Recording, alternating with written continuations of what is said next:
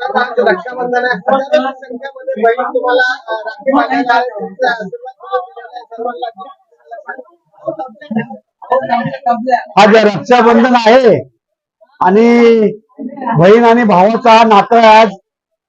आज सर्व बहिणी माझ्या खारदेवनगर घाटल्यामधल्या मला राखी बांधायला आले. मी ऑफिसला आलो आणि जी लाईन लागली ती आज हातामध्ये बघताय तुम्ही लाख्या फुल झालेले आहेत.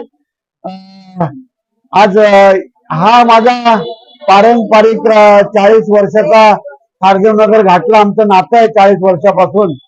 तर जुन्या बहिणी पण आज आल्या, नवीन बहिणी पण आज आल्या आणि मला राखी बांधली. ज्यांनी ज्यांनी राखी बांधली त्यांना परमेश्वराचरणी प्रार्थना करतो की त्यांना उदंड आयुष्य, चांगलं आरोग्य आणि त्यांना भरपाटी लाभो. ज्यांनी ज्यांनी मला राखी बांधल्या, ज्यांनी नाही बांधल्या त्यांनाही देवाला प्रार्थना करू, सर्वांना तुम्ही सुखी ठेव एवढंच देवाकडे प्रार्थना करतो.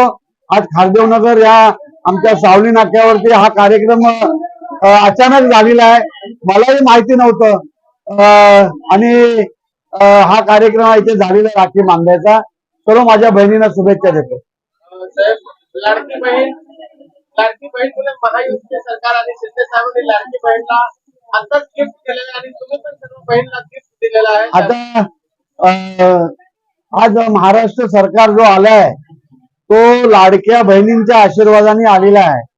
ज्या लाडक्या बहिणींनी 100% मतदान शिंदे साहेबांना केलं एक भाऊ म्हणून, आणि त्याच बहिणी आज मला राखी बांधायला आल्या. त्यांना सर्वांना धन्यवाद. काय वाटतं ह्याच लाडकी बहीणमुळे महानगरपालिकेवर शिवसेनेचे भगवा आणि महापौर ह्या ज्या लाडक्या बहिणींचा जो आशीर्वाद आहे तो आशीर्वाद कायम राहणार आहे. तो शिंदे साहेबांकडे कोणीही वाकड्या नजरेने बघणार नाही.